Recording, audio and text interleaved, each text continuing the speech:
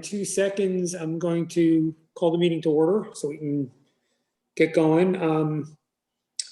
Thank you everyone for showing up again, as always. I think tonight's meeting will be a little bit less intensive than last time because there won't be quite as much science involved at the end, which always makes it a little bit easier. I guess before we get into it, we're going to be talking to Nancy Civetta tonight and looking at the shellfish budget. We'll be looking at the Harbor Master Marina budget and then on to a discussion of where we stand with the dredging, which is not a department, obviously, exactly, but does involve money, actual real money. Before that, there are a couple of small issues with the minutes from the meeting. Before I asked that we approve the minutes, it was I would it as a member present, and he was here, it wasn't in me. So to delete Ira, this is part of the culture of Ira needs to be accepted. Hey, Fred, I believe you have a really bad reception. Yeah, Fred, I'm only hearing every other word.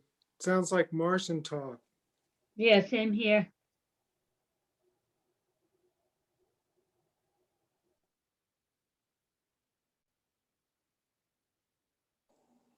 Was I talking and you did that whole time? No, you were in and out, Fred, for some reason. You were. Are we having a connection issue? You're very broken up. It's every other word and your screen is now frozen. Not on my end, but I'm having a lot of trouble on your end. Let me see what my network looks like.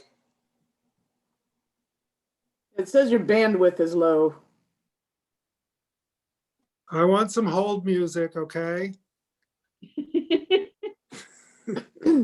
Elevator music. Okay, hold on. I got a feeling this is better. Better? Yep, I can hear you clearly. Yeah, much better, Fred. Okay. Yeah. Well, as it turns out, my iPad in its lack of intelligence decided to connect to my network that's in my house 80 feet away instead of the router that's 10 feet away. Sorry about that.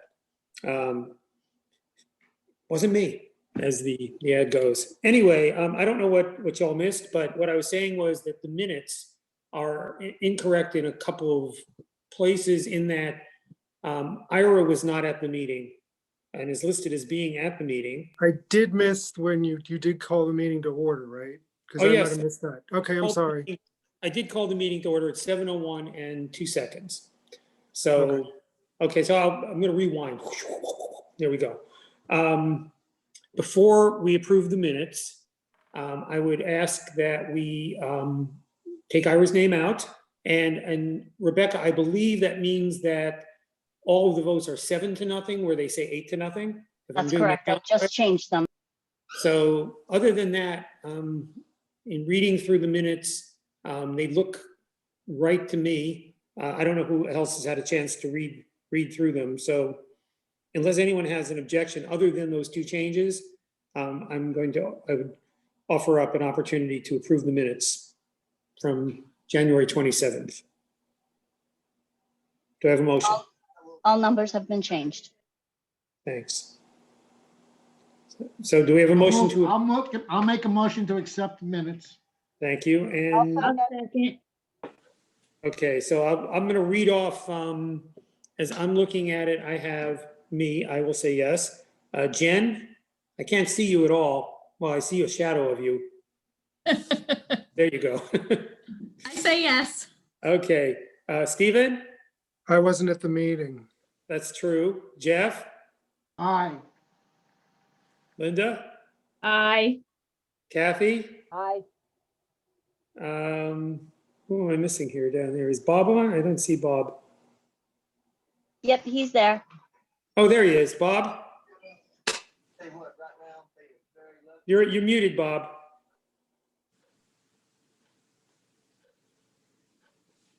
Aye. Okay, 6-0 to approve the minutes. Thank you so much. With amendments, of course. So we have a couple of bits of business to do tonight, but before we do, we have some budgets to look at. So I'm going to ask Nancy Chavetta, the Shellfish Warden, to unmute. And hi, Nancy. Hello. And an additional piece of information was sent to us just half an hour ago. It's FY22 additional budget request. It is a Word doc. Hopefully you all got it. And that's in addition to the spreadsheet that came through the other day, which has the shellfish budget.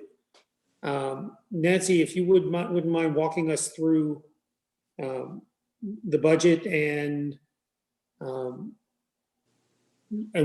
what's entailed in that additional budget request document, which we The just got. additional budget request stuff is just the narrative for what's already included. I'm not asking for anything more than what you've seen in the Excel spreadsheet. It was just providing some rationale and more details than perhaps you got on the spreadsheet. So in the spreadsheet, there are two tabs, and there's a temporary seasonal personnel. Is that where the bulk of the, or at least for the seasonal personnel line in the additional budget request would be on that tab? What do you mean by tab? I'm sorry. Well, the spreadsheet has two tabs. There's the main Okay, tab. yes. So the main budget includes everything. And then the second tab just shows you the calculations behind how I got to adding it into A-2. So how I got to the 28,416 is in that other tab that talks about seasonal employees. And so I add in I have our regular full-time person that comes on for about 5-6 months for the Vibrio season. And then this year I added in $8,000 for a part-time seasonal person to help with the rec fishery. And then I deducted, with the permission of Suzanne Grout Thomas, who runs the beach department. The beach department sells all of our shellfishing permits. And I would say the bulk of our permits are sold during the summer months when beach stickers are sold. So I was providing her staff with a few extra dollars an hour to do our stuff. But now that we've moved online and most people are doing it themselves, Suzanne and I agreed that I could take that out of my budget, which I did from last year. So that's what that second tab in the spreadsheet is. Okay. So that second tab explains A2 salaries and wages, part-time, $28,416. And then if you look down to B2, repair and maintenance services, that is $3,000 that I added in for credit card fees, because now that we're doing everything online, Suzanne graciously included shellfishing permits in her budget. That will get us through June 30th, but I need to start covering the credit card fees for shellfishing permits that are sold through the website on credit cards. And then when you go down to B13, other supplies, I included it here, $4,900 for signage, metal professional signage, to try and cut down on some of the plastic that is degrading into our estuaries. It just makes me sick. And so I thought I should budget for it. However, in a perfect world, this was on my my narrative, just to supplement these three items, I tried to go into a little bit more detail, and I'm sorry that you got it so late. That's my fault, not anybody else's. No, but thanks for explaining. It makes it a lot easier to suss through what we're looking at. Yep, and so that $4,900 for me, it would be great if we could get those signs out before Memorial Day weekend this year. So my preference is to ask ask for a transfer from the Shellfish Fund to cover that $4,900 for the signs, so that it doesn't have to go into my fiscal year 22 budget, and I can get them out. It includes the posts and then the DPW and my staff, we can install them ourselves. But it's for, we just have so many problems in the summertime with people without permits picking up shellfish, especially on the weekends when we have less people on. So we're just trying to look professional and cut down on the amount of plastic entering the environment, because right now what we do is take 8.5 by 11 sheets of paper, print out our signs, laminate them, and staple them to pieces of plywood. So this would just be, we are an important shellfishing town, and I think this would be a good addition to, our education of people. And they would be at all the different landings, and there's a bunch of different ones. So I priced it out with a number of different vendors, and $4,900 seems to be a good number to get those done. So aside from the fact that it's an environmental improvement going metal instead of plastic, do you view the extra signage as an adjunct to enforcement? That you're discouraging people from doing illegal harvesting and that sort of thing, or? Yeah, because people tear the signs off if they don't, we come, and the weather, beats them up too. And so this is a way of educating people. We did, the DPW created 3 COVID best practices signs for us at Indian Neck for the 3 entrances, and they were just great all summer long. And they were professional, and people could read them, and they stood out, and we just saw that we had very little problems with social distancing. Yeah, just as an aside, one of the things I've noticed going into Indian Neck is that it's now become almost it's an incongruous assembly of signs, because in addition to the shellfishing and the COVID, there's like all the stuff about sharks there as well, which is probably a smaller issue at Indian Neck than it might be, I don't know, at Nauset. Yeah, and this I think is another way for us to kind of look more professional, take down 3 signs and put up 1 that has all the information on it. Okay. If So you had to change, I'm sorry, go on, Steve. with, this is a good idea because it does make sense to have uniform images of signs like these throughout the town. But can you put on the signs, if you steal this sign, you're subject to a fine of $250? I don't think people, the laminated ones are easy, especially if they get wet, after time, Right. they, like I say, they tend to degrade. So they're really easy to just rip off. I don't think you're going to be ripping off. These are metal signs. Yeah. They have, this proposal includes the metal posts with the bolts. So, I don't think, unless it's some prankster, but I can think of a lot better signs in Wellfleet to steal than these. I don't know if this is a concern as well, but if the signs need to change for any reason, let's say you put the signs up this year and then next year conditions change, regulations change, or whatever, does that mean a whole new batch of signs, or is it possible to modify an existing sign? Basically, this has to deal with like openings and closings. These are the signs that we put up and take down every year. So I don't really see them changing. Those type of regulations changes would be due to some sort of state closure. We're not looking to change much right now. We haven't really created any new signs. There's been 1 new area. But yeah, we would have to create other signs for sure. But maybe at that point, if you're only doing a sign here and there, we could just probably take it out of our budget. It's trying to do the entire,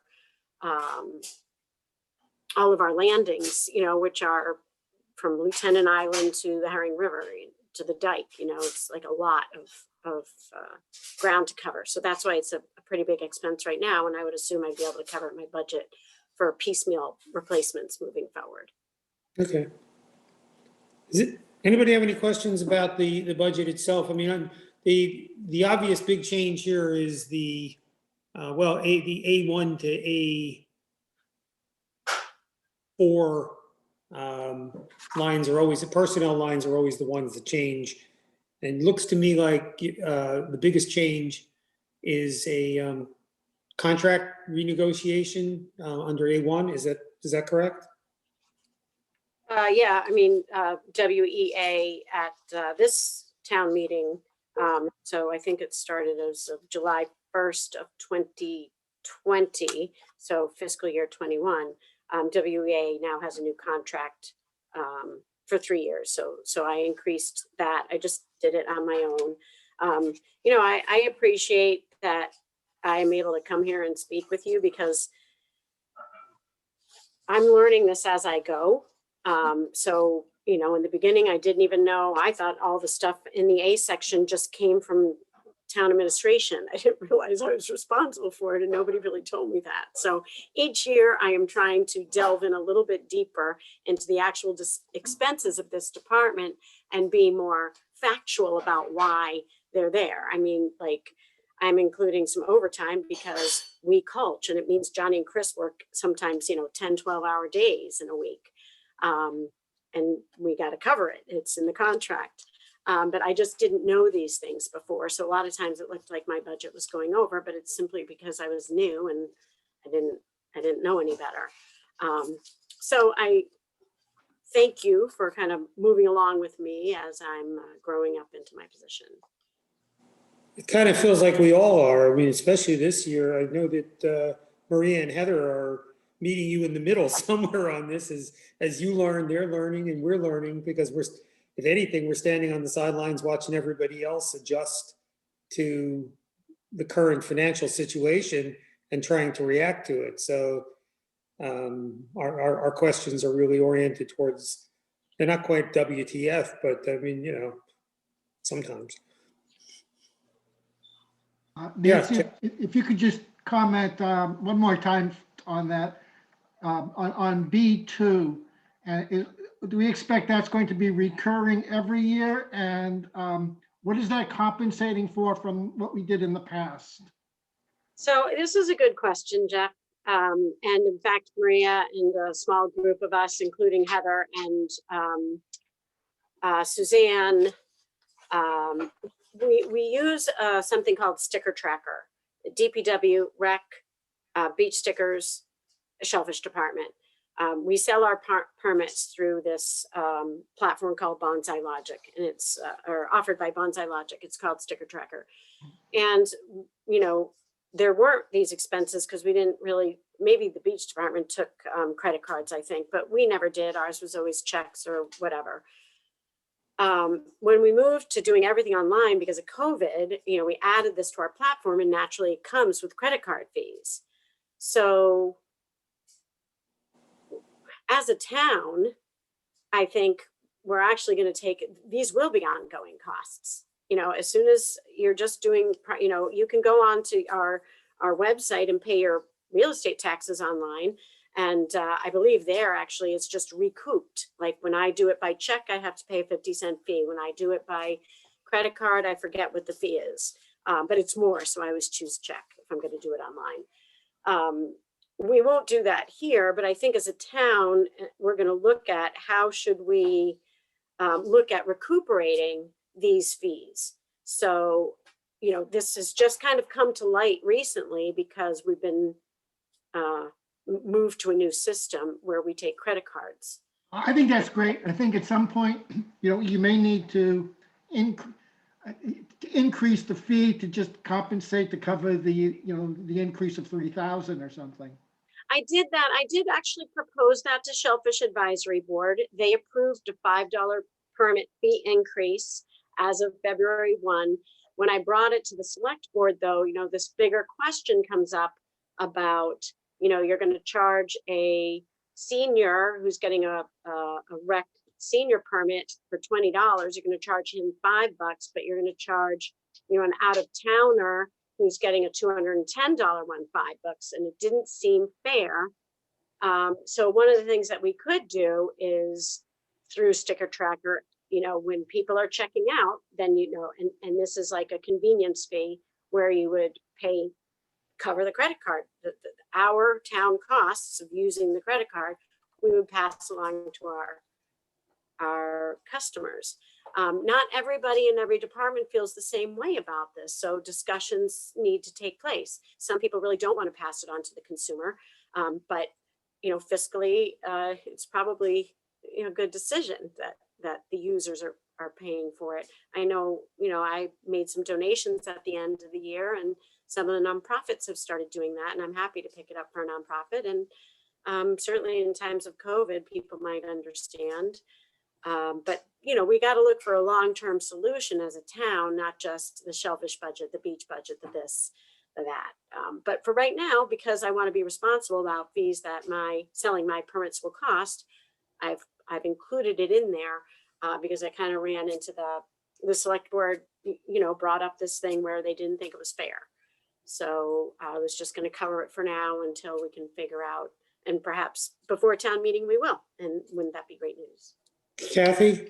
So I have a quick question on that, because from a banking standpoint, that fee was really large for a credit card swipe, especially for municipalities. So I was going to suggest, and not just for you, Nancy, but for all of the departments that use the enhanced credit card. And when we talked about this last year, where we were saying, okay, so all of the people now that are applying online aren't going to go to the beach sack. So there's some savings there between some personnel who will be employed at the beach sack, because we don't need those people there when we're collecting payments online, and it's a much more efficient way. But what I was going to say is just a general rule that I usually tell all of my customers is, if you haven't checked your swipes with your merchant service annually, it should be part of an annual review where you call the bank and say, how much are we paying per swipe? Because what happens is they gradually increase if nobody's looking. And there's competitive ways to deal with those fees. So maybe I know Michelle and Heather and Maria are in the middle of untangling everything, but that should be kind of something for the long range plan, is to call and say, what's our swipe fee? And is that the best you can do? Because generally, like I said, I advocate that my customers check their merchant services at least once a year, or every year as part of their financial review. But, Yeah. but when you said that sticker tracker, it doesn't sound like sticker tracker is necessarily the swipes. It's an additional platform that is doing something else for us. Is that? Yeah, let me, if you don't mind, I'm just going to give you, I kind of gave you some information, but not all of it. So sticker tracker has 3 different options. One is like full citizen facing costs. And I'm reading an email from the developer here. It's a 4.5% fee, or a minimum of $1.50, whichever is greater, is assessed to the credit card orders. And then Bonsai pays the credit card processing fees, and there's no cost to the town. Then they have partial citizen phasing costs and 0 citizen costs, which is our current solution. Okay. So this is what, again, Suzanne, Heather, Rebecca, Maria, myself, probably, loop in the DPW too. But, this is kind of more of a big picture, like you're saying, conversation for this platform that the 4 departments use. Okay, I just wanted to understand when you said credit card fees, because I was going, what? So thank you. Thanks for the explanation. Okay, great. Yeah, it's pretty standard practice for municipalities to recover that cost. In all honesty, being able to buy permits and stickers and such via credit card and online, it's probably one of those things that I just don't see going away, even if COVID does. Everybody appreciates that convenience, and they're used to doing business that way. I got a brush permit from the town of Eastham, and I paid a fee to pay for it online, and it's pretty standard to recover that, and it's going to add up to be a chunk of change from everybody's budget after a while, because it's got to come from somewhere. So, my recommendation is that we add that fee to our fee schedule and be able to recover those costs for those that choose to pay with a credit card. Yeah, I think I agree. And especially if it applies to other departments, if the same issue applies to other kinds of permits and whatever, this looks to me like a kind of ballpark guesstimate based on you're estimating the number of stickers you're likely to sell, but it's a scalar kind of thing. If, for example, you sold twice as many, the number would be higher, right? We'd be paying that much more in support of selling that many more permits. So not to say that we're going to sell significantly more shellfish permits year over year, but if a beach sticker or another sticker also goes through the same process, those numbers could go up and down significantly year over year. And the upside, I guess, is the one we're concerned about. I have a question. So Sure. you had mentioned that your fee recommendations were approved by the Shellfish Advisory Board. The increase in permit. Increase. Yeah. But the regulatory authority is the select board for anything shellfish related. So they're in charge, Shellfish is an advisory board. Right. Or just because you don't require their approval, just your recommendation, which is support to the. Okay, good. Yes. Well, thank you. Does anybody have any other questions about the budget or any comments, concerns? All the usual consultees. Well, if not, Nancy, I don't know if you're aware of the fact that in the last year or two, we have not gone ahead and done Finance Committee recommendations in line. We were waiting till the end of the process, but that changed a few weeks ago. So we are now, all things being equal, if we feel like we have enough information saying yes or no in terms of our worthless recommendation. So I'm going to suggest to the committee that if you're done, Nancy, if there's anything else you want to tell us, otherwise we can go forward and vote on whether we recommend this budget. I'll move Jeff?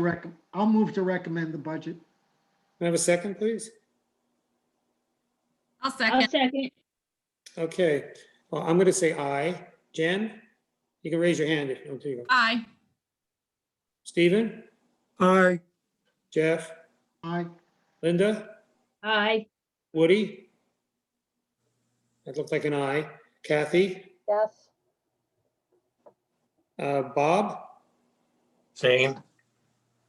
Sarah. You're muted, Sarah.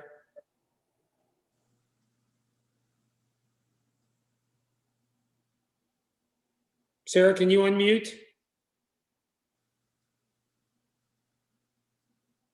I don't know if we put that as an abstain or just a non-vote. If Sarah comes back in, she'll have the option of saying aye or not. So thank you very much, Nancy. Thank you. Appreciate it. Thank you. Well, thanks. So the next budget we're going to look at is, we'll close this out, close that out. The Marina Enterprise Fund.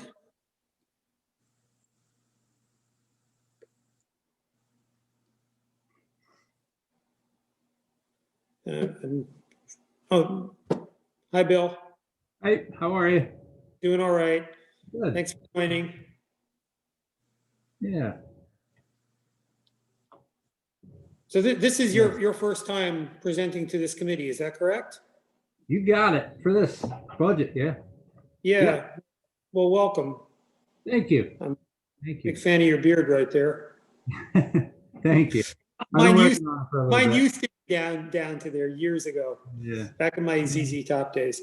It's starting to change over a little bit on the side. Yeah, well, Taking a turn. nature. Would you like to walk us through your budget, please? Sure. Do you want to start with the personnel or the operating expenses? I think starting from the top, most of the costs tend to be up at the top anyway. Yeah. Most of the increases tend to be there, so it'd be worth starting there. Yep. Yep. So the first increase would be obviously the full-time salary line, depending on the new hire. That would increase that to what the contract is for that first year. It would be approximately 165 we put in to give that a little bit. For that, I think it's what, 4% increase over the last year in the contract, plus what, I don't think it's totally accurate this because it's what Dan had approved too. He approved an increase mid-year for the 2021. And then we increase on that for the 2022 with the 4%. So that was rounded to 165. The next, the seasonal. When you say new hire, does that increase doesn't cover an entire new hire, does it? You're saying it's also contractual? No, that's for myself and the new hire. Okay, so it represents a higher salary over Yep. the previous Yeah. people who held your positions, Exactly, a harbor master and assistant harbor master. That's what that covers. just to be Yeah. clear. Yep. A2, we increased the temporary seasonal staffing line. I went up by 20,000 in that. We need more help down here, so we thought it'd be a great idea to put that in the budget. And that's really needed, especially with the water down here now and in the front. We're going to need a lot more people on the docks. We're going to need to be running around here, and we're going to need to pay people to do that. So we're asking for an increase in that as well. What's driving the change? Dredging. Now we have a lot of water out front, and that'll be, there's no low tide out in the front of the harbor anymore. So we're expecting to see a increase in user traffic. And we're also expecting to see an increase on our weekends. And we're going to need the staff. I feel we've been pretty short staffed in the past, trying to keep up with the increases of the users. And now with the water, we already started behind the 8 ball. We need to catch up. We need to really catch up here. Fred, if I may, Yes, Stephen. I would just say that it's money well spent. Whoever you have working down there in the summer, they do a great job. They've got a good attitude and they really hustle. And what's going to happen is, like you said, it's going to be just that much busier. Yeah. So, yeah, we saw a big tick in traffic this year. Huge, and a lot more. It wasn't reflected necessarily in sales this year. I mean, everything was pretty strong, but the user interface down here was absolutely enormous this year. Working with the people, you have all the different people around the marina using it and coming and going. And this year it was packed down here.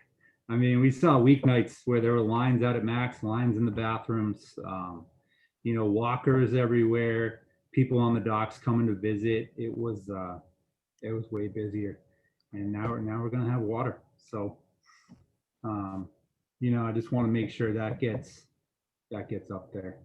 So let me ask you a question. It's sort of a loaded question because we almost never ask this kind of question. Is that enough? I mean, I guess you're guesstimating how much more help you're going to need based on some estimate of how things are going to play out. Are you confident that is there a contingency if you need more help, or if it gets busier still, or whatever? To be honest, it's probably limited by the availability of help. Getting help is really hard. It's really hard. We'd like to increase their salaries a little bit, the people that are here, kind of give them another, little incentive to come back and keep working so hard. But to get new people is, I mean, you can make this kind of salary busting at a restaurant, and here you have to be a little more formal and a little more into it, so that's probably what it's limited by. Also, this should offset some of the winter or off season a little bit. I should say off season, not technically winter, but trying to do some repairs around the harbor in-house instead of just purely hiring it out. If we can have, the guys and girls around in the shoulder seasons a little bit more, then, I'm just kind of guesstimating that I know it needs to be increased, trying to keep the budget somewhat balanced where, trying to keep it in line retrospectively. That's what I've gone with, that kind of increase. Okay, can I ask you an analogous question? Line B23, insurance, has been $120, $125 for a few years. I would think the more people you have working and the more traffic you have, the more risk there is to, for bodily injury, for, work hazards, OSHA stuff, whatever. How is that covered from an insurance perspective for the town? Because it doesn't look like it's covered in line B23. It's covered by the town's coverage, all Yeah, that liability. Regardless of the increase in traffic and all? I mean, if more people doesn't represent more risk, we have an for the entire potential liability? Maria, I guess you could answer this question, but it's my understanding that the town has everything that's town owned is covered under a broad policy. I could be making this up though. I believe that's true, but I don't know real specifics on that, but I thought that was the case. So maybe that line item B23 for $125 is some sort of insurance on something else then. Yeah, that's what it looks like. Yeah, it might be could be a warranty or something for all I know. I don't know what the origin of that is. Well, it's not hugely important, but it would, if we could just get an answer to that at some Well, point. if we can't justify it, let's remove it. okay. Just kidding. If you can Yeah. tell us what it is, but. Funny guy. Oh, look, he's like, okay, let's get rid of it. Yeah, Yeah. I'm sorry, Bill, go on. It does seem like an odd amount, just $125. Yeah, but it looks like it's been there for a while. So Yeah, what we can try and do is find out we'll get that back. who we sent the check to. Yeah, What we actually paid for. To whom we sent $125. all right, so. The rest of the A section seems to be pretty, well, there's a big jump on overtime, but Yeah, because what I did was I looked at the actual and compared to what was in the budget in the previous years, and they didn't line up. yeah. So I tried Well, I to can see that. I tried to make it a little more clear and present. If that's our actual was 7305, I can tell you this summer I went out more in the middle of the night than I ever have. So, and if we're going to put down 2,500 and we're spending 73, that doesn't really work too well. So you look at that 10,000 as a sort of, I'm not going to hold you to it, but a not to exceed. It's a good guesstimate of where the upper limit might be. yeah. But I will say, if I may, Mr. Chairman, that this year's budget, for Will's department, and granted he's been acting harbor master for a while here, is a bit of a course correction, because we were more looking at what was historically actually spent and where there were sort of deficiencies, because we hadn't asked for increases for some things, but had realistically spent the money. So it's just the same as the CIP request for this department. We probably should have requested some of this stuff maybe some time ago. So we were trying to base it on what we're actually spending the money on, historically. So, and what the activity looks like post dredging, and that sort of thing. So that's why you're seeing increases in the request for the marina down there. Yeah, I don't think it's unusual either that there'd be a other shoe dropping from the dredging, that there'd be consequences to the harbor area that would represent cost and activity once you open up the harbor. So Yeah, being able to let more boats in, because there's more water. That's, so if you've got more water, you've got more need, more activity. In some ways it's a good thing.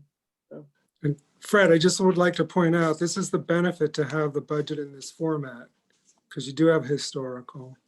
Yeah. And, it does show that his request for 10 is not that far off with what historically has been happening. So that's great.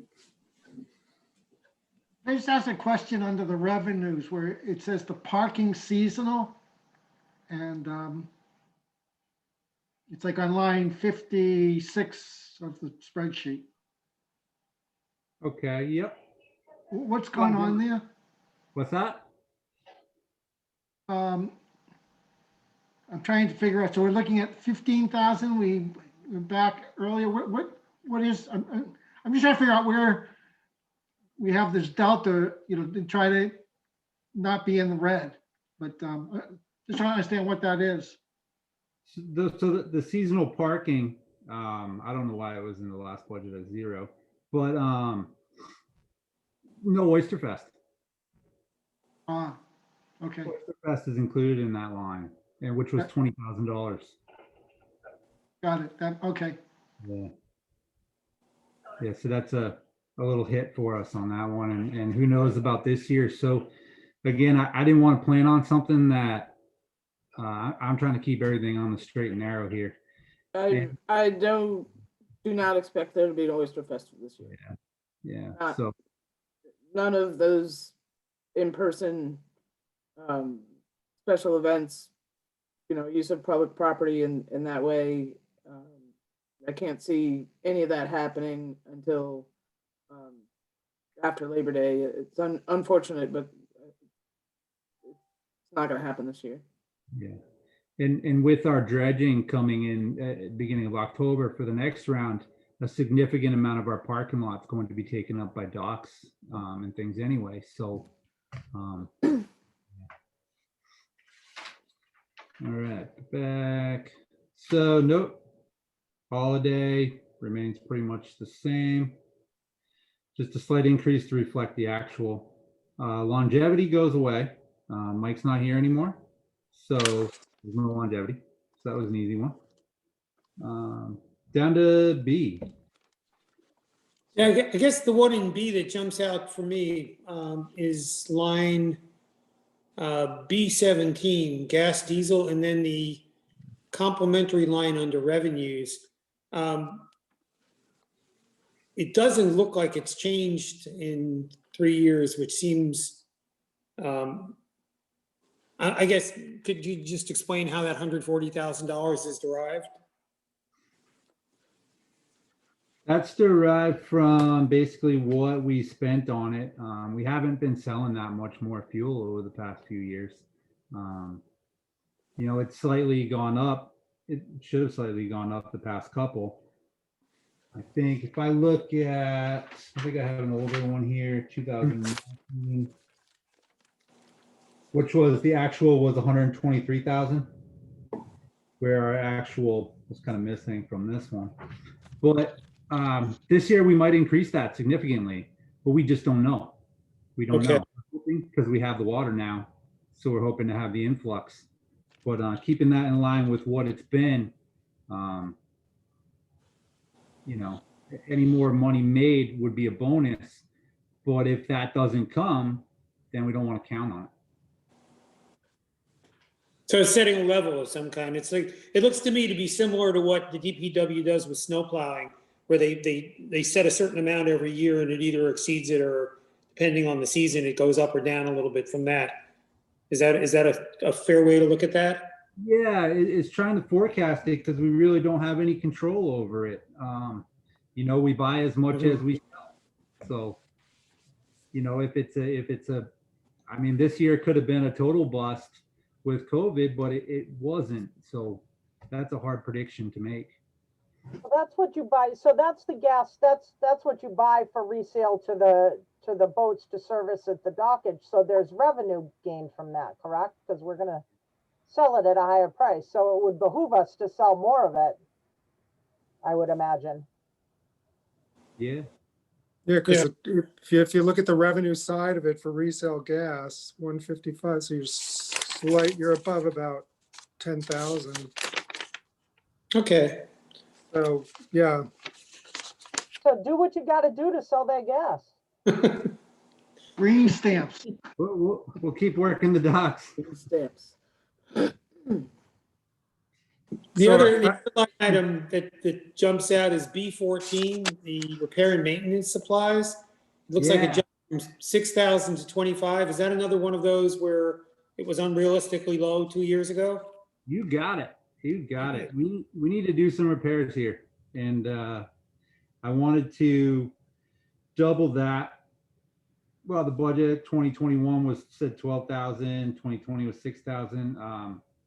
We need to keep bringing that one up with whatever we can do.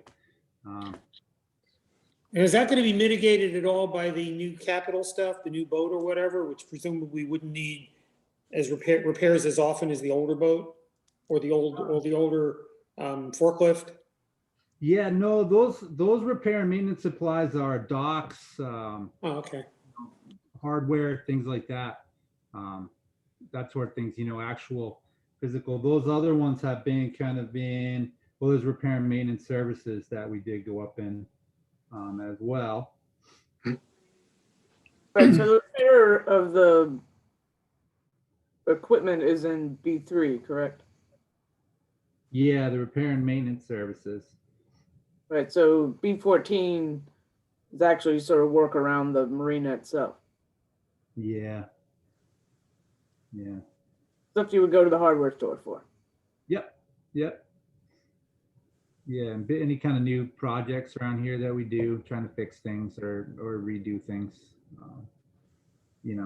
Anything breaks comes out of that budget. So we need to fix the place up, and that's a good start to keep it balanced. I mean, I could spend a ton more money on it down here, but trying to keep it level headed to start this out might be good. Let's see. Anyone else have questions? Thoughts? can we move to the revenue piece? Yeah, go ahead. Just question? Other income, what exactly is that? Other income. So these were a little bit different for me. Let me find my notes. I'm trying to come up with these. Because where it seems to be a little bit odd, where charges for services are the actual slip fees and things, where dockage is more of like a daily sort of fee. So it seems a little bit backwards to me, but that's the way they had it. But still gross income right? Meaning, Yes. yeah, Yep. so could you move it into the charges for services? Yeah, I mean, just. Oh yeah, we could combine any of these and make it easy. It's one less thing to keep track of. You got it. Let me ask if I could. Let me ask Heather. You guys are reworking the sort of town chart of accounts from the old system to the new one. Is this something that would be redefined in the new system, or is this reflective, I guess, of the old way we accounted for revenues and expenses, and will be different based on, for example, what Will's saying? Of course. So, forgive my altogether somewhat uneducated manner and speaking about Fund 64, which is the Marina Enterprise budget.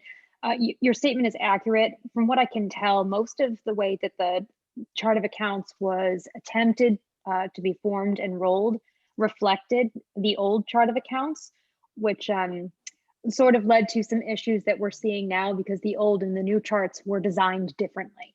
So as a part of looking at particularly the enterprise budgets, because they roll on a cash basis and it really should be pretty simple. Simple is better.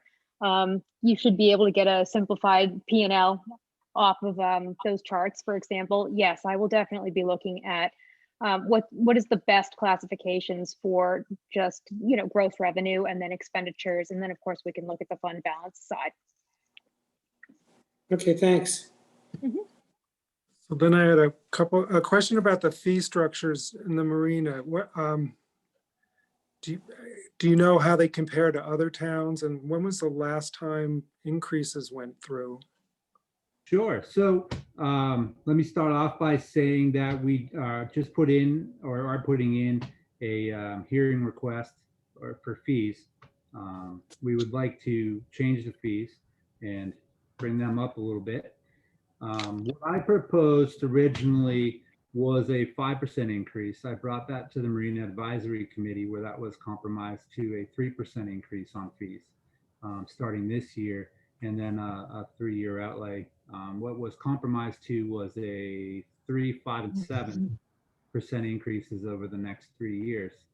So that's what we hope to start off with this year.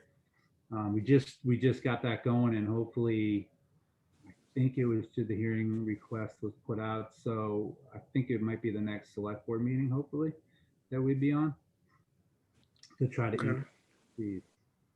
And You're going to be accepting credit card payments? Yep, we accept credit card payments. What we do for them, we have 2 different systems. One is for fuel, which will be changing soon. And another one is for everything else at the marina. The main credit card system at the marina is all online. Everyone can purchase it online. They can come with a check, they can come with cash, they can use a credit card, any different type, or they could use like an online checking bill pay sort of system. We do charge the fees to the user, which has saved us a significant amount of money in that aspect. I think it was approximately like $4,000 or $5,000 that saved us with just the slips and the transactions like that last year. That seems to work out pretty well. I mean, the couple of people that did mind the fee brought a check or they brought cash, so it wasn't a big deal. And they could do it all online. They could look at their things, they could make changes to their addresses, emails, which also saved us on postage, mailing, and about a week's worth of stuffing envelopes up here in the office. The fuel side of it, we still currently have on the old system where we pay the credit card fees. And that is because over in the fuel shed, it's still kind of running on an old system. The internet was terrible down there. We actually got a hotspot that seems to have corrected it later on in the season when we could finally get it, a MiFi unit. And also, you know, when with the fuel, we have to tell people and advertise what the fees are for fuel and display that. So it would have been kind of hard also to tell people, all right, now that you're going to pay with a credit card, the price is this, plus you're going to have to pay an additional some odd percent. So we kind of kept that old system intact for now to kind of mitigate that whole process and make it easier on everyone. And Okay, thanks. Yeah, I will say, however, a lot of gas stations say this much for cash, this much with credit, so you might get away with it. yeah, with the new system, will be all computerized, which will be a lot easier for all of us with the accounting aspects of things here. And we can do all sorts of things like that with it. Yep. Yeah. Steven, you have any more questions? I have a question. No, Is that Bob? Yeah, line 54, winter storage. Can you walk us through that? 4,500 to 13,850 to 4,500 to 10,000. Yeah. I think that's again a change in the way it was all put in. We have a lot more boats on here paying winter storage. We have a lot more people doing it. I don't know where the actual came from or why it was put in at 13.8 in the previous year, and what fees were exactly associated with that, because we didn't have that many boats paying to be on the hardtop before, or winter storage, which now we have a bunch more. You have 100% compliance? Yeah, actually. Yeah, we do. Yeah, we really do this year. I think the only You know, I think allowing the people to keep them in the water and take them out of the water, put them on the hard top, trailer them around, do whatever works best seems to, you know, we changed the fees around last year for that. So that's one thing I wouldn't be changing the fees for this year. But it seemed to work out a lot better for everyone. I think everyone enjoyed that a little more. Plus the freedom to keep the boat in the water or on a trailer in the parking lot, then to take down the rig and then do a lot of stuff. You know, seemed to really work out in the benefit of everyone that's here in the winter, being able to do that. You know, because if you have a nice week too, you know, it's been pretty mild except for, you know, recently. It's nice to keep it in the water. And then if it gets stormy, it was always an issue to bring it up top and put it down. So yeah, that's worked out pretty good for us. Okay. So, Will, before we do a vote on the budget itself, are there any near term, and by near term, I mean 1, 2, 3 year challenges that you see coming? I mean, we've already addressed to some degree the changes that you're trying to adapt to because of the dredging. And the dredging's not done, not finished 100% anyway. And I don't know what the condition of the pier is and whether it's going to need any repairs at any point or anything like that. But is there anything we should be aware of coming up in your mind over the next couple of years that represent cost to the town or revenue for that matter? Yeah. Well, revenue will hopefully go up because we want, you know, with the dredging, increasing fees, getting us back on target. Daily users, overnight transients, we've had almost no transients. I mean, not no, but we have had a dwindling amount of transients. So revenue wise, we're hoping to increase that and get that a little more in line. We are, which actually finishes one of the questions earlier. We're significantly discounted compared to the other marinas in the area, significantly. And we need to get a little more back in line. But with that comes the cost, like you're talking about, of infrastructure upgrades here. We need to do some repairs. We need to upgrade things. You know, we do have one new truck, which is good. Our other truck is a heap. It's junk. It still runs, but you know, I mean, these things are. I'm hoping to kind of sort of outlay more of a 10-year plan. Kind of figuring on that because you know most of our purchases, most of our things are probably going to be on the bigger side, except for the. So that's what I hope to be working on in the future here with this. But when do you think it might be done, or at least a first version of it? Yeah, I would love to see, with the increased fees, I'd love to see an upgrade in some of the services. I mean, we're competing now with that beautiful new pier up in Provincetown that's kind of state of the art. And I know that can't happen all in one fell swoop. But, you know, now that we have water and the dredging is going to open it up to more people and more visitors are going to be able to get in it at various times. So the tide constriction is, I'd love to see things added to that harbor, you know, like cable connections, internet connections, so some of the comforts that some of the more selective boaters can take advantage of for transient and overnight slip fees and things like that. Because I think if you're going to raise the fees, you have to look at a long-term plan to raise some of those services to compete with some of the grade A harbors that surround us. So. I agree with you 100%. We need to do a lot of upgrades here. There's going to be a lot of work here in the near future that needs to be done. You know what boat is? It's break out another 1,000. Yeah. Looking at the strategic, what's the status with the fuel tanks?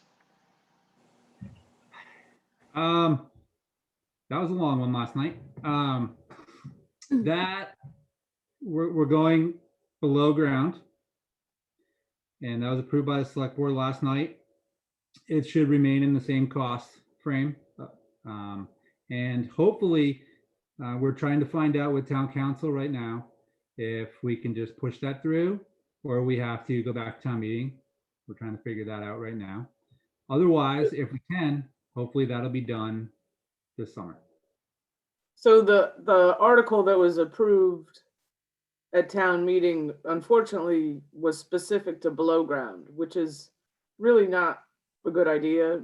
You know, if you go back and watch the meeting from last night, you can see the renderings that the consultant put together, and really to put that huge tank anywhere above ground, not only is it an eyesore, it's just not a really good idea. So, you know, I've deferred to town council to find out if we need to go back to town meeting because it's specified below ground, or if we had, or it's specified above ground, I'm sorry, or whether we can go ahead and put those tanks underground.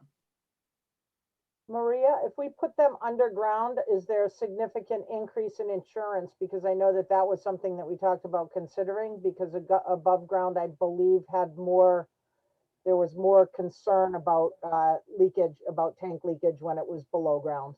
Yeah, not anymore. I mean, these are convolt tanks, and you know, if every gas station you go to, the tanks underground. That's the industry standard. These tanks are designed to withstand, you know, anything catastrophic happening to them. They're not our grandfather's gas tanks. You know, they have really advanced monitoring systems. Really a great investment for the town. Okay, I just wanted to head off any unintended consequences of moving forward without considering that.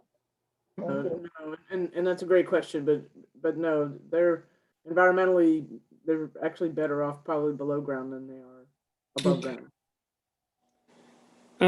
Unless anybody has any other questions or concerns, I'm going to suggest that we go ahead and do a vote to up or down vote to recommend the marine enterprise budget. Will, thank you for, answering all the questions and taking the time. This is really informative for me anyway, and I think for everybody. Good, So. yeah. Thank you guys. This was great. Nice to get to know all of you, and hey, thank you. And we'll look forward to Thank seeing. you. We'll look forward to seeing the alpha version of your 10-year plan. Yeah. Whenever it's available. We'll keep working. So with that, I would entertain a motion to,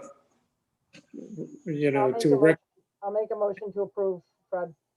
Second. Okay, Second. I'm going to say aye. Jen? Aye. Jeff? Aye. Linda? Aye. Woody? Yeah, aye. Kathy? Yep. Aye. Stephen? Aye. Bob? Aye. Sarah? I know I missed the whole meeting, but I listened. Okay, what would your vote have been on the last budget, by the way, on Nancy's budget, an aye or a nay? An aye. Okay, there we go. An eye for an eye. Thank you. And thanks, Will. Yeah, So, thank you. Did we have a quorum? Oh, yeah. Yeah. Yeah. Now that you're It here. looked good. You just wanted it for the record? Okay. Yeah. Yeah. For All right. next meeting, can we get bingo cards when we're discussing budgets? Because like B16, B14, D, I figured that we should play bingo. Yeah. And we're going to hand out vitamins that are B12. That would be an interesting thing to conflate a bingo tournament with the budget reviews. We have two members of the dredging committee with us tonight, Chris and Joe. Is that correct? You're both on the dredging. Is that right? That's correct. Yeah. Can you hear me? Yeah. Yeah. And we did not receive, that I'm aware of anyway, any materials ahead of the meeting. There was, I found on the town website that there was a January 21st, there were notes from a January 21st meeting that you had of the Wellfleet Dredging Task Force Committee. January 19th, I'm sorry. And of course, because we are the Finance Committee, our our primary focus is on costs and revenues and not so much on the science, but could you give us a fairly concise overview of where we stand with the dredging and what's left to be done? Sure. The dredging of the channel, by the way, I'm Joe Aberdale, Dredging Task Force Co-Chair and Chair of the Marine Advisory Committee. The dredging of the channel was done in October and November by the Army Corps of Engineers. And then the town did a small area of dredging by the fuel dock and the launching ramp area. That the dredging that the Army Corps did actually went a little over in the channel what they were supposed to do. That resulted in a savings to the town of $364,800. Wowza. So the plan is that in October, we will resume with the next phase, which is Area 1, going from the launching ramp area around the pier to all of the slips on the other side. What that means is conditions this summer are going to be the same as they were last summer. All of the slip boats will be in mud at low tide, as well as boats in the mooring field. So the channel is done. In the fall, we start with the rest of Area 1. And we are working on that funding component now. The permits are all in place. There's another focus on what we call Area 2, which is the mooring field. And that needs to have maintenance dredging. It needs to have a permit secured for that dredging by the Army Corps of Engineers. And as of this time, the Army Corps is refusing to issue that permit. They are required, before they issue the permit, to solicit recommendations from other federal agencies, environmental, water quality, National Marine Fisheries Service. And there is an objection by the EPA and the National Marine Fisheries Services. They are objecting because they are saying that it has not been an active mooring field. So while we want to do maintenance dredging on what has been a mooring field forever, they are calling it improvement dredging. And because it is new or improvement dredging, they are requiring us to go to mitigation. And when you apply their mitigation proposal, they have a formula for $14.26 a square foot. For our mooring field area, that would be a fee that the town would have to pay of $13.5 million. If it is classified as maintenance dredging, which it should be, and that's the town's position, we don't have to go to mitigation and they get no fee whatsoever. While the Army Corps is not required to comply with the recommendations from the EPA and National Marine Fisheries, after a 1.5-hour meeting last week, they have informed us that they are in fact going to accept their recommendations and not issue the permit at this point. The town's position has been that we object to that characterization and that it has been a maintenance mooring field forever. They also have a 50-year rule. The last time the mooring field was dredged was in 1957. So what they apply with that rule is if you haven't dredged within 50 years, it is no longer an active dredging field. They're also saying that it is a beneficial mudflat with living organisms there. Now, Joe, I'm sorry, can I Hey. interrupt for 1 second? sure. On the town website, there is a document from September 15th. It's kind of an overview of the dredging, and there's a map at the end of the document that has the Wellfleet Harbor layout. Mhm. You mentioned Area 2. Is that what's listed? There's an area that says Town South Anchorage, and then some kind of designation of area there, but I can't make out the number. Is that the area you're talking Well, if about? you're standing at the pier, you know, and you look out at the mooring field where all the moorings are, that's area 2, Okay, going toward Chipman's Cove. okay, thank you. Neck, okay? Yep. Now, the state has seen fit to issue a permit to us for that area. Our engineers have done the core sampling and so forth. Their recommendation to the Army Corps is that it is not a beneficial mudflat. There is no harm that would come to it by continuing to use that area as a mooring field. That has led us to our lobbyist, okay?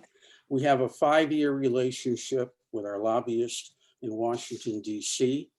He does a lot of work on the East and West Coast on dredging issues and permitting. Over the last 5 years, he has kindly offered us many times advice at no cost. And he was invaluable to the town, securing the $5 million from Congress for the Army Corps to dredge the channel. So that was at no cost to the town. Also, his efforts were very helpful in garnering strong support from our congressional delegation. He has access to the top command in Washington, DC, the Army Corps of Engineers, the White House Office of Budget and Management, and strong working relationships with our congressional delegation.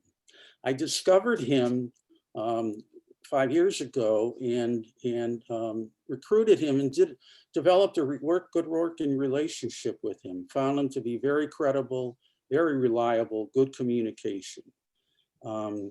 His consultation recently shared the following with us. He thinks that the Army Corps position is outrageous, that we should be able to continue as a maintenance mooring field. Getting permits like this is more challenging than securing funding like you did the last time around. The federal agencies are more difficult to deal with than state agency. There are more layers of bureaucracy. There are various regions in the country of the Army Corps of Engineers. Each region has a lot of autonomy and discretion. Some are more difficult than others. On the positive side, he feels we have a long-established mooring field. The state has seen to issue us a permit. Our engineers have recommended to the Army Corps that it can be continued to be used as a mooring field without any problem. We have successfully overseen the dredging of the channel to date, and we have an established working relationship with our congressional delegation who know our situation and lobbied hard for us to get the money from Congress for the channel. So his recommended strategy is starting with access to the top command at the Army Corps of Engineers, working with our congressional delegation. He also noted that the head of the National Marine Fisheries Service, the EPA, and the Assistant Secretary of the Army positions, and that person oversees the Army Corps. Those are all presidential appointments. Those are new appointments, which he thinks is going to be made probably in the next month or so. He characterizes those appointments as people who are beholden to the Congress and will work with our congressional delegation and the top Army Corps people in Washington, D.C.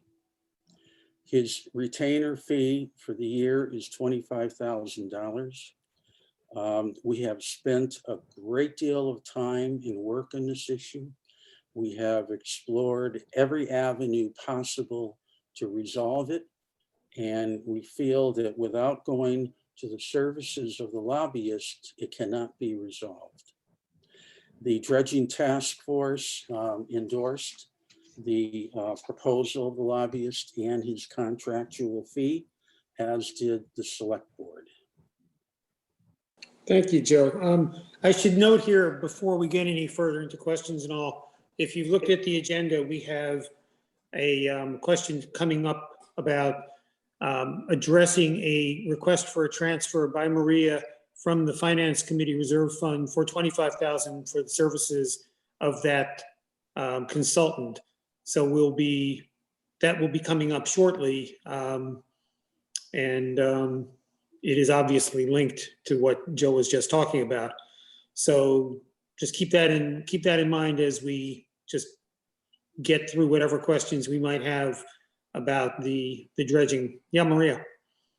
Just so by way of timeline, this was on the select board's agenda, and I don't want to cross over into your next item, but they did approve this. However, there needs to, there's no appropriation for it.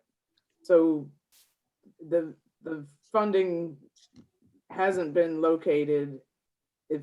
If a transfer, it's either a transfer from the contingency or whatever the proper name is, or it needs to come out of department budgets. And then the other piece, and we're checking with the state, is it may require that this go out to bid, and we're double checking that. If we can get them to call us back to be sure, but we may have to bid out the services of the lobbyist because of the dollar amount and the type of service. Just so Well, let me ask you a question if I could then, because you and I spoke the other day, at least we emailed, and there is money in the Finance Committee's reserve fund sufficient to pay for this, but as I understand it anyway, from the Finance Committee perspective, it can't just be a transfer from the general fund. It has to come from a fund that can be appropriated. And the Finance Committee reserve fund is appropriate if there's an unexpected or urgent need for monies that weren't approved at town meeting. So it fits that bill, but I think what I'm hearing you say is that it isn't settled business yet, that you may still have to dot some I's before you can even make the request? No, we would hope that you would entertain the request anyway, even though there's a chance that we may have to go through request for proposals process. The general fund, it isn't like a piggy bank. It's the source of funding, but the general fund funds the budgets and Right. probably the contingency fund. So the contingency fund isn't an option, then we would be coming to you with transfers from department budgets to transfer to this project. Because the funding for the dredging is specific enough that this isn't part of what was approved as part of the dredging itself. What's So- left? Mr. Chair, What is the balance of our reserve fund? This fits the criteria for the request. So have we spent any money from it? I believe the balance in the reserve fund, and I looked it up the other day, and I may be dyslexic here. I think it was $78,000. Okay. The Finance Committee Reserve Fund, Fred? Yes. Would this Yeah. come out of, can I ask a two-part question, Stephen? I'm sorry, I stepped over. That's you. okay. Go ahead. Two-part question. If we approved a fund today, assuming that this went out to an RFP, we would assume that it wouldn't be any higher than $25,000 based on what the lobbyist we've been working with has already recommended. So can we approve, two Safe. questions, can we approve a budget up to the amount of? And Yep.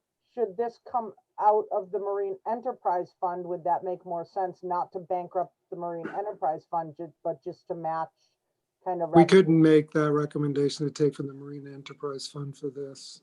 Okay, you don't think Or so? you could If make that's it restricted to, well, I don't know.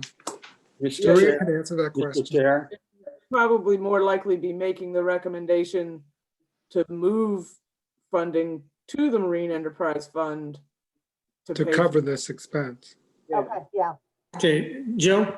yeah, if it will be of some help. When the lobbyist was paid his fee last time for securing the funding for the channel, when Mr. Hork was the town administrator, okay? It was all done in 2 weeks. It did not have to go out to bid. I don't know the actual logistics of what fund it came from, but I can share with you, it did not come out of the Marina Enterprise Fund. It came out of another account. It did not go out to bid. I think it was considered a consulting fee, but it all happened within 2 weeks after the select board approved it. do you know what the amount of that was? That was $17,000. Okay, so it might be, Maria, it might be an amount issue, possibly?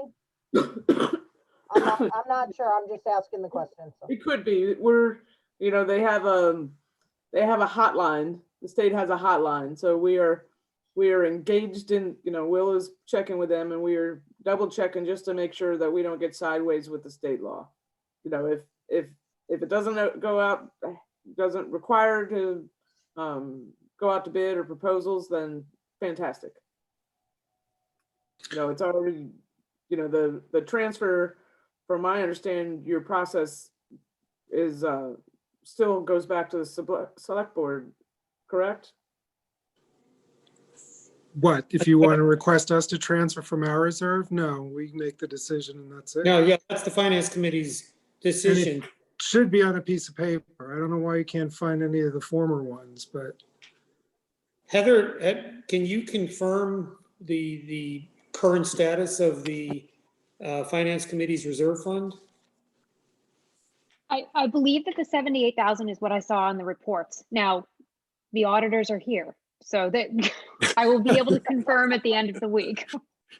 well, there's at least 25,000 in there, right? Yeah, I think there seems to be a simple path here in terms of the funding, on the assumption that it is the finance committee's purview to say yes if we say yes, and that the funds appear to be sufficient to say yes for 25,000, apart from any question of whether this has to go out to bid or has to be approved in any other way. This does not, as far as I know, and I'm not the end all, but as far as I know, this does not have to go back through the select board. I believe you can make this request to us, we can say yes, and it gets done. The other question I guess I would have from a finance committee perspective, and this is not yes or no on the 25,000, this has more to do with, and maybe it's too deep a dive for tonight, but a couple of years ago, the common wisdom about the funding for the dredging of the harbor was that it was set somewhere around, the Army Corps of Engineers was going to come in and do the outer harbor, and the rest of it was going to cost about 15 million, and what's the right word? I can't think of it. There's an expression that the state would pick up half of that and we would pick up half of that. And there was a $7.5 million request to the town that was approved for what our theoretical half of it was. But at the time, if you dug a notch below that narrative, the 15 million wasn't real. It was an old number and it wasn't really clear what it was really going to be. And now there's this other potential 13 million, which seems to be in addition or from a different part of this. So yeah, and I'm getting to a question here for sure. It's just, do you have a sense of what it's going to cost the town going forward, with or without the consulting and federal money coming in and whatever? Do we have any general number in mind? We do. The dredging is going to cost? We do. In 2001, when the Area 1 was last done, not the mooring field, at that time in 2001, the state financed 75%, the town 25%. 6 years ago, when the state met with us, they said they hadn't figured on a final figure, but they were leaning toward 50%, okay? 2 years ago, they revamped that program entirely. They took it out of the State Division of Waterways and put it in the Office of Housing and Economic Development. And the dredging program now has a cap of $2.5 million each year. So we have to submit an application, which we're going to be doing shortly, and apply to that dredging program for as much money as we can get, okay? And they will determine that and let us know perhaps in the late spring. So we do not know exactly what they're going to provide for us, and therefore can't determine what amount we will have to put in. And do we have a ballpark idea of what it will cost to finish the job? Well, yes, we do. The Area 1 project is $5,800,000. And Area 2 is about a little under $5.5 million. Now, the state, while they have a cap of $2.5 million for each year, and this is going to be 2 years, they also have a provision where that cap amount can be waived. We have one of the largest dredging projects going in the state, and so we are hopeful, and we are certainly going to ask for a waiver on that cap so that they can give us more than $2.5 million for each year. Have we used up the $7.5 million at this point that was approved a couple? No, we have not. No. No, the $7.5 million was voted at town meeting, and to do the small area by the fuel dock and the launching ramp, we did 1.7 million on that. So we have $5,800,000 left in that account. Enough to do Area 1. Yes. And so the 13 million to do the mooring field is in addition to those numbers? No. We're looking at two separate figures for Area 1 and Area 2, the mooring field, okay? Area 2, the mooring field, the estimate is about $5.5 million. But then again, we will be eligible to receive funding from the state, matching funds, with that cap of $2.5 million with a possible waiver over it. Okay. Can I make a comment? Yeah, go ahead. A couple of years ago, this committee, and really under Fred's leadership, was trying to take a strategic perspective that when we have these big, we're looking down the road and clearly the dredging and I think wastewater are the two that, and the school, maybe those are the ones that really jump out. And, you know, part of our challenge as a committee is we're looking at things annually, and yet there are some of these projects that are really span and look ahead. And what we're trying to figure out as a committee, and I'm not sure if this is just at least plant the seed, is how can we better anticipate or spread out so that we're putting money away, because we can't get in this situation again with the dredging that's happened with this last time.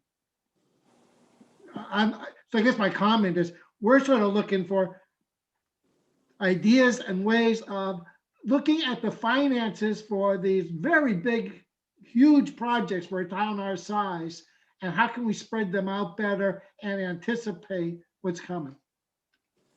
I'd like to add to that. I mean, I remember the first time the harbor was dredged, we were supposed to have some sort of maintenance plan so that we wouldn't be stuck in this situation. So now what is in place and going forward in terms of a maintenance plan so that the harbor does get dredged regularly so that we're not stuck with something like this?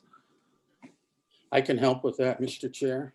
Yes, please. The intention is that when areas 1 and 2 are completed, that the town will have in place a maintenance dredging program. The state has told us, in addition to that, that they are requiring us to have a maintenance dredging program, probably every 2 or 3 years.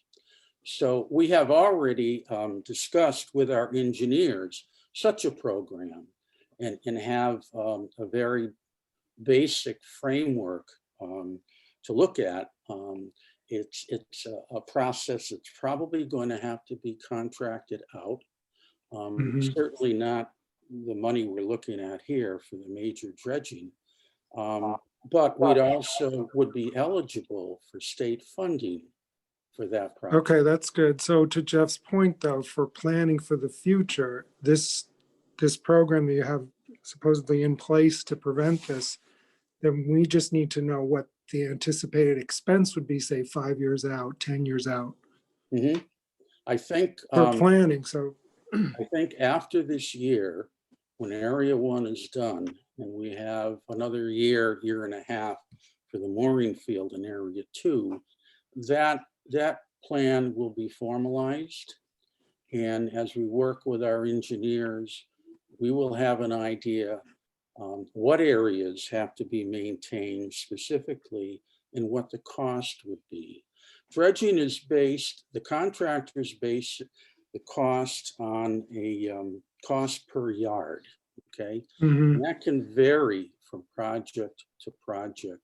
There are a number of variables affecting how they arrive at their final cost, okay?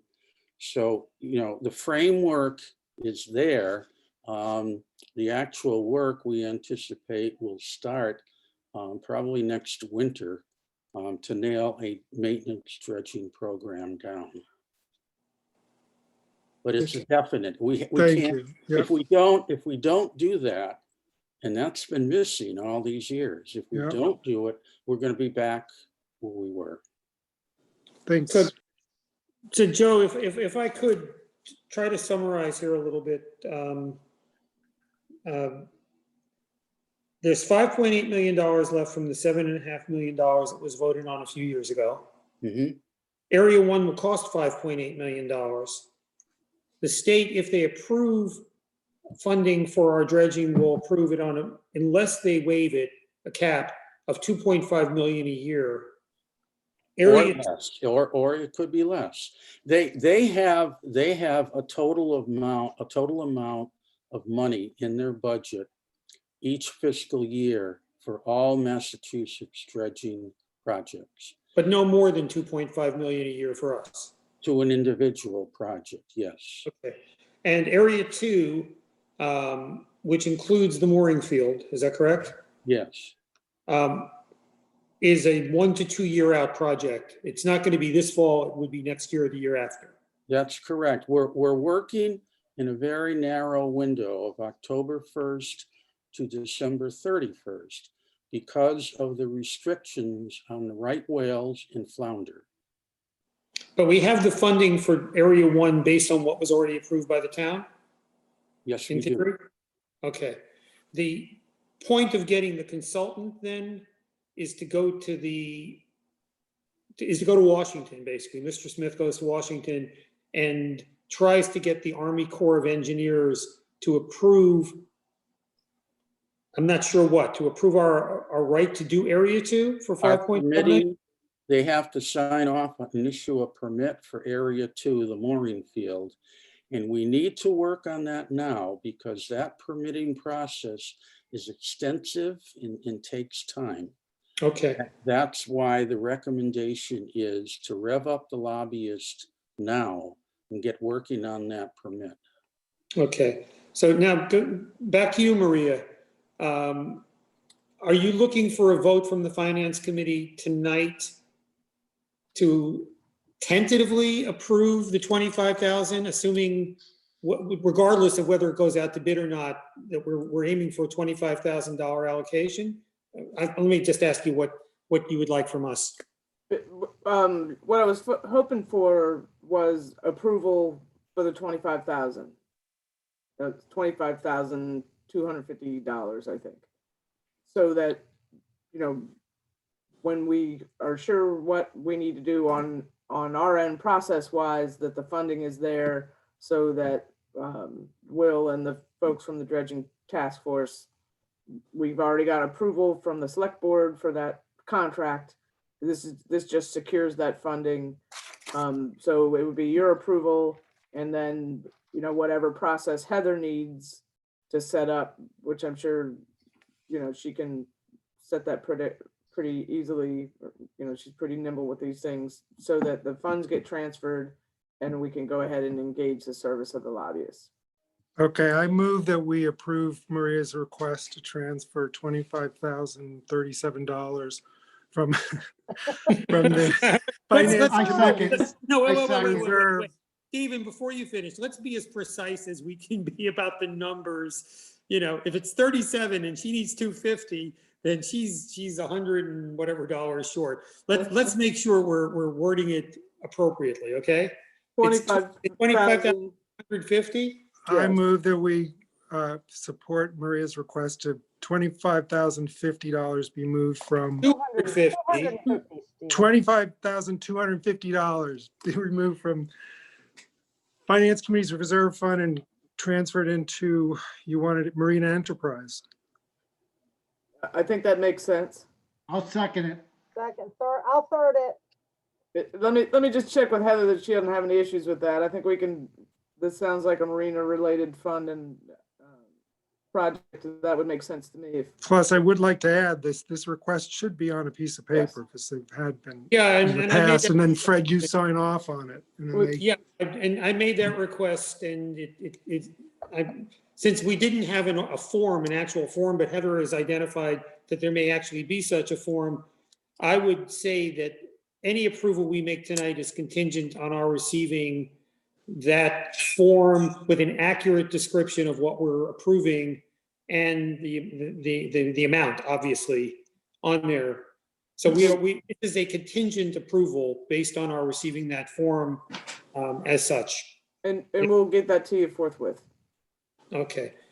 Heather, you were nodding yes, and can we assume that this is all going to be contingent on your finding the money, being able to transfer it into the other fund and getting a form to us that we can go. it's not contingent on anything. We're just voting whether or not to do it. You're just voting, and we're doing it after the fact paperwork.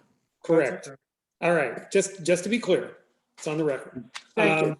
A question. Okay, we have a second and a third. So I'm going to do the roll call now. I'm going to say aye. Jen? Aye. Jeff? Aye. Linda? Aye. Woody? Aye. Kathy? Aye. Stephen? Aye. Bob? Aye. Sarah? Aye. I believe Yul Brynner said it first and best in the 10 Commandments. So let it be written, so let it be done. Thank you. Uh, Thank you. So we'll, A quick question. If I could, Yes. quick question. If there was a problem with transferring that money to the enterprise fund, could it be transferred to the general fund and utilized that way? we don't need to do that. I don't believe that's necessary, Joe. Okay, thank you. I don't know the answer, but I don't think it's necessary. Okay, I think it's better in the enterprise fund because I think it just matches. Yeah, it's Yes. part of maintenance for the harbor. So Good suggestion. It feels better coming out of there. Yeah, I mean, an enterprise fund is technically supposed to support its enterprise. So this is related, and you know, I feel like it'd be a better choice to, you know, keep it together so, you know, you can track it year over year when we go to do this again. And as presented, it sounds critical. So Thank you very much. thank you. I Sure. appreciate Thank all the hard you. work of the dredging committee. Thank you guys. Yes, thank you for very moving much. this along. Yeah. It's sorely needed. Thank you for your support. It's very much appreciated. Well, it sounds like a can of worms, and I'm glad it's your can of worms. you know. Anybody have a liaison report? Moving on. I hope not. You should be encouraging them. No, Just not this kidding. week. You know, I have a question for Maria, though. Sure. What is is there a current confirmed date for town meeting? Because I heard that it was pushed back to June. I'm not remembering the date off the top of my June head. but 5th. June 5th. There we go. Thank you, Rebecca. June 5th, okay. What that means is that we have a little bit of extra time to have meetings after we finish doing the departmental reviews. We can come back and look at the wastewater and water issues that we didn't get to finish last time and so on. So I just wanted the committee to be aware of the fact that we will have a little fluff in our schedule to actually do meetings that are just more informational and maybe strategic, Jeff, than departmental reviews in April, May, so on. We have no correspondence. That was my only new business, was to get the, the date for town meeting. So if no one has anything else or anything else you want to bring up, I would entertain a motion to adjourn. So moved. Yay. I let Stephen do it because he didn't do it last week. I'll second. Okay. Bye. All those who say aye, so no one say no. Thank you for your time. Bye. today. Thank you. Thank you, everyone. Always. Good night. Great job, Travel Fred. well, Sarah. Bye.